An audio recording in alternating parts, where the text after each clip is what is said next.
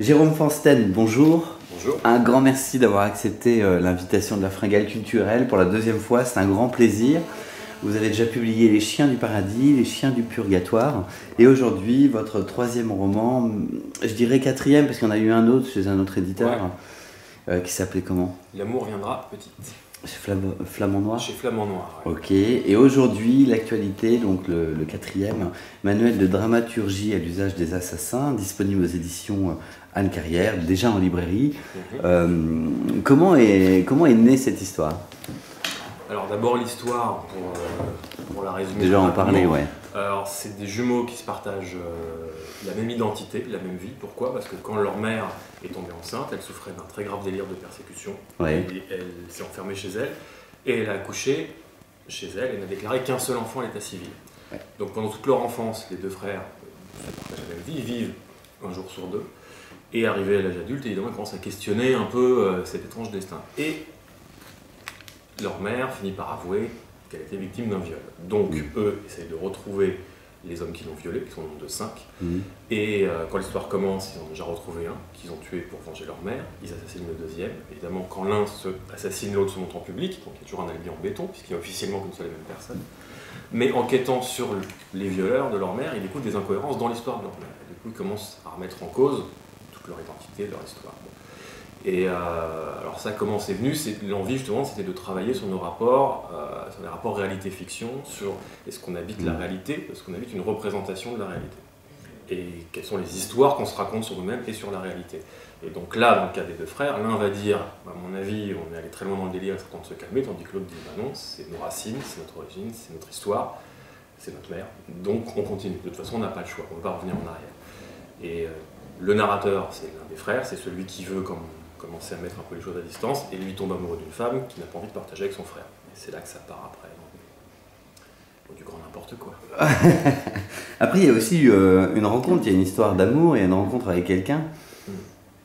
Alors oui, bah, en fait, tout simplement, pendant que l'un des frères commet un meurtre, l'autre doit être vu, puisque c'est l'alibi parfait. Être vu, c'est aller à des soirées, rencontrer des gens. Au cours d'une soirée, il rencontre une femme, il tombe amoureux de cette femme, il la drague, voilà, et l'aventure continuant au-delà de ce qu'il avait imaginé, espéré, il entre en conflit avec son frère qui lui dit, vu notre situation, on ne peut pas se permettre d'avoir une histoire d'amour. Il lui dit, mais si, moi je veux une histoire d'amour, je veux sortir de notre malédiction familiale, je vous emmerde. Et voilà, ça amorce le conflit frontal avec le frère. Et voilà, et sachant que comme je suis romancier, mais surtout scénariste, pourquoi ça s'appelle manuel de dramaturgie à l'usage des assassins? L'assassin, je vous en ai parlé, les histoires qu'on se raconte en dramaturgie, voilà, mais surtout à la fin du livre, il y a un petit manuel de dramaturgie, un vrai manuel qui est une sorte de making-of du roman qu'on vient de lire et qui permet de prolonger la réflexion sur la manière de se raconter l'histoire, d'interpréter le réel et d'habiter le réel. Alors, moi je me suis fait une réflexion en lisant le livre, Jérôme, je me suis dit, il s'adresse aux lecteurs, vous leur proposez une histoire, d'ailleurs, pas de problème, on rentre très bien dedans, mais je trouve que vous proposez aussi à ceux qui ont envie d'écrire quelque chose. Oui, tout à fait. Bah, j'ai l'impression c'est assez universel quand je dis qu'on habite moins la réalité qu'une représentation de la réalité. Ça, je pense que c'est peut-être ce qu'on appelle l'identité, la culture, tout ce qu'on veut. Donc ça nous est tous commun. Donc notre prétention à être objectif, on l'a tous aussi. Et moi, le lien que je faisais avec ça, cette espèce d'expérience commune et la manière de raconter l'histoire, qui est finalement mon activité professionnelle, m'intéressait beaucoup parce que, comment dire, il y a des grands prototypes de la fiction.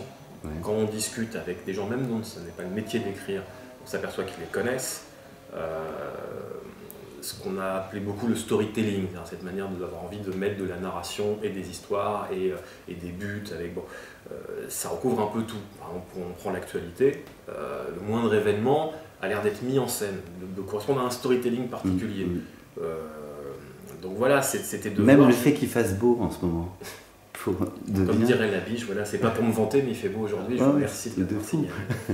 Mais voilà, non, mais donc du coup, c'était, est-ce que des techniques d'écriture, presque hollywoodiennes, donc ce qui relève du manuel de dramaturgie, est-ce que ces techniques d'écriture, assez artificielles par ailleurs, peuvent nous aider à nous interpréter nous-mêmes dans notre rapport à notre identité, à l'actualité, aux autres? La personnalité des personnages, surtout des deux jumeaux, comment vous les avez travaillés, Jérôme? Alors ce qu'on n'a pas dit, c'est que l'identité commune des frères est très simple. Ils sont officiellement un scénariste, un romancier, qui s'appelle Jérôme Foerster. Oui, effectivement. Je me suis mis en scène, donc évidemment ça n'est pas moi, mais je me suis inspiré des fantasmes je pense, que je pouvais avoir sur moi-même, des histoires que je pouvais me raconter sur moi-même, ce que j'aimerais qu'on perçoive de moi. Et les deux frères finissent par se compléter pour créer un personnage qui a mon nom, mais ça c'est le jeu avec le lecteur, c'est le clin d'œil. C'est d'ailleurs au départ troublant. C'est fait exprès. Ouais, mais d'ailleurs tu m'as un peu évité en arrivant, j'ai vu. Disons que, voilà, dans l'idée, c'était de... Je vais donner un exemple. Dans l'histoire d'amour, le personnage, le narrateur, donc le frère qui veut mettre à distance toutes leurs malédictions, ne veut plus partager la femme qu'il aime avec son frère. Il s'aperçoit que tout seul, sans son frère, il plaît moins à cette femme. C'est-à-dire qu'en fait, il crée avec son frère quand même une sorte de personnage complet, et dès qu'ils se séparent, alors c'est tout le paradoxe, à eux deux ils sont une vraie personne, mais dès qu'il manque l'un des deux, ils ne sont plus qu'une demi-personne. Et ça, ils n'arrivent pas à sortir de ce paradoxe-là, et ça complique ses relations avec la femme, puisque dès qu'il est tout seul et qu'il a le sentiment de pouvoir être très disponible pour elle, il s'aperçoit qu'il plaît moins et que l'amour baisse. Et du coup, il est pris dans une sorte de dilemme, une équation insoluble quelque part.